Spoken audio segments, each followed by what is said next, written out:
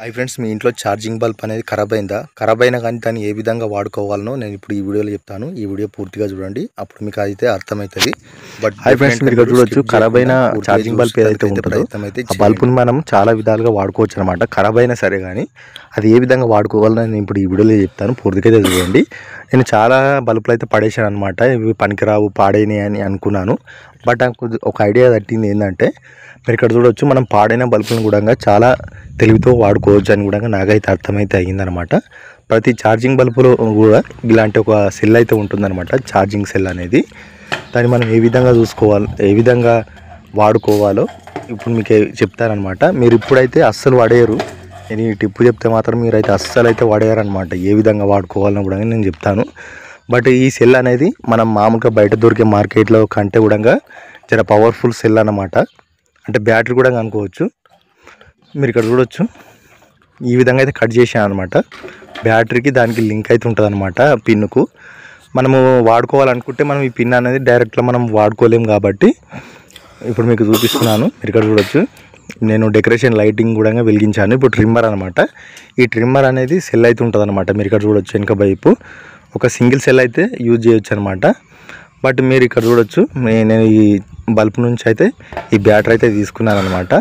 ఈ బ్యాటరీ అయితే చాలా వర్క్ అయితే అవుతుందన్నమాట. మనకు ఎల్ఈడి బల్బులు ఫెయిల్ అయితే కానీ మనకు బ్యాటరీ అనేది లైఫ్ టైం అయితే కొన్ని రోజులు ఎక్కువ ఉంటుంది అనమాట. ఇది మీరు ఇక్కడ చూడొచ్చు, ఈ బ్యాటరీ అనేది మామూలు బయట దొరికే మార్కెట్లో కన్నా కూడా ఈ బ్యాటరీ అనేది కొద్దిగా పెద్దగా ఉంటుంది, జర పవర్ఫుల్ అనమాట.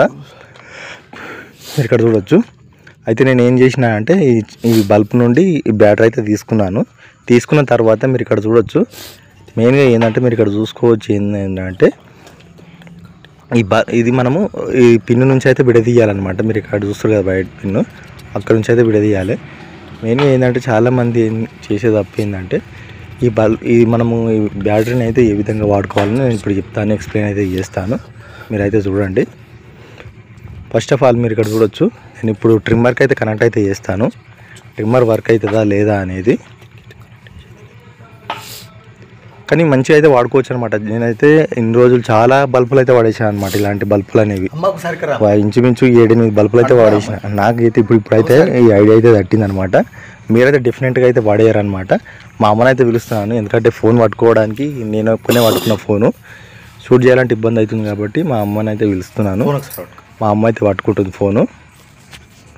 సరే పట్టుకో అమ్మ, ఇట్లా పట్టుకో దగ్గరికి.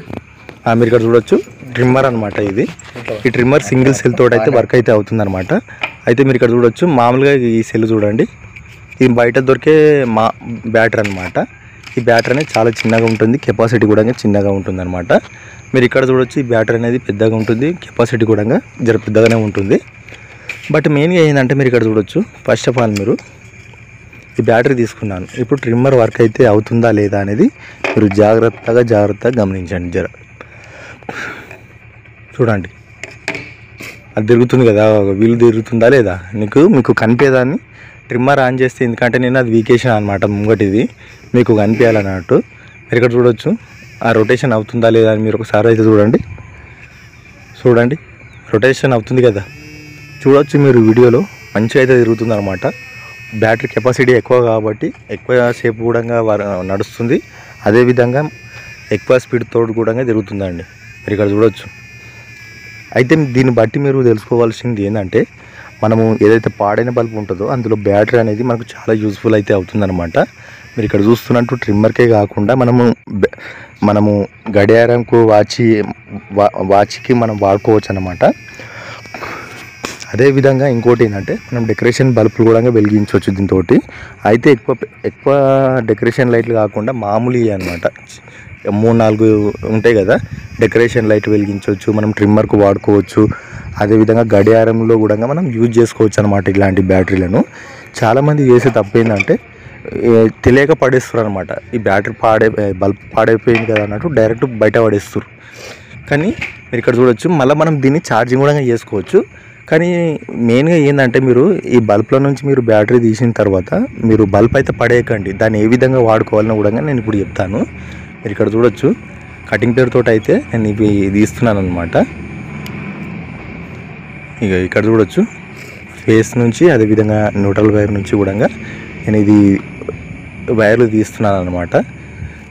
అయితే మీరు ఇక్కడ చూడొచ్చు, ఇది దానికే ఉంటుంది అన్నమాట, బల్బులో సాకెట్కి అయితే ఉంటుంది అనమాట కనెక్ట్. ఇప్పుడు మనం దీన్ని కనెక్ట్ చేసుకోవాలి రెండుటిని. మీరు ఇక్కడ చూడొచ్చు వీడియోలో, రెండుటిని కనెక్ట్ చేసుకొని మనం ఒకవేళ బ్యాటరీ ఛార్జింగ్ అయిపోతుంది కదా, మళ్ళీ దాన్ని నింపాలి కదా బ్యాటరీకి, అందుకోసమే మళ్ళీ దాన్ని రెండుటిని కనెక్ట్ చేయండి. ఈ విధంగా చూడండి, ఏ విధంగా చెప్తున్నాను, చాలా జాగ్రత్తగా చేయండి.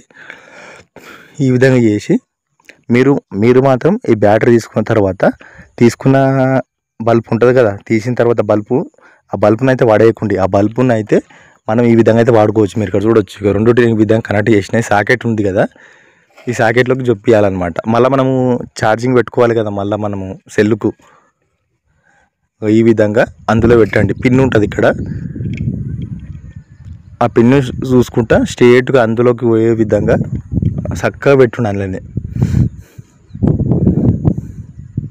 చూడొచ్చు, ఈ విధంగా పెట్టుండి. ఈ సెల్ అయితే ఏ విధంగా అయితే అందులో ఉంటుందో సేమ్ అదే విధంగా యాస్టీజ్గా అదే విధంగా ఇన్స్టార్ట్ చేయండి. చూడొచ్చు, ఆ విధంగా పెట్టుకోండి. పెట్టుకున్న తర్వాత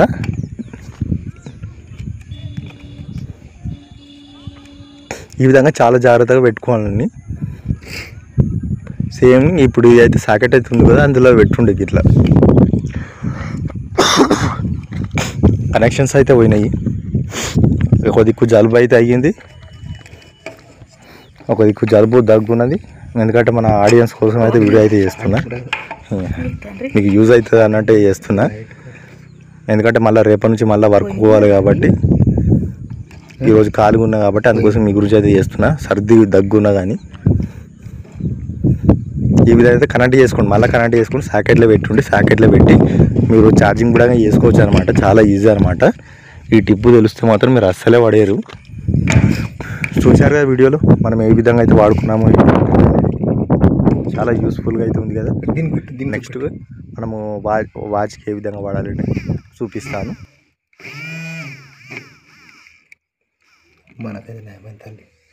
హాయ్ ఫ్రెండ్స్, వీడియో అయితే చూసారు కదా. వీడియో అయితే మీరైతే పూర్తిగా అయితే చూసారు కదా, మీకు అయితే ఒకటి అయితే అర్థమైంది కదా. చూడొచ్చు, మనం పాడైన బల్బులను కూడా ఏ విధంగా వాడుకోవాలో మీకైతే ఒక ఐడియా అయితే ఇచ్చానమాట.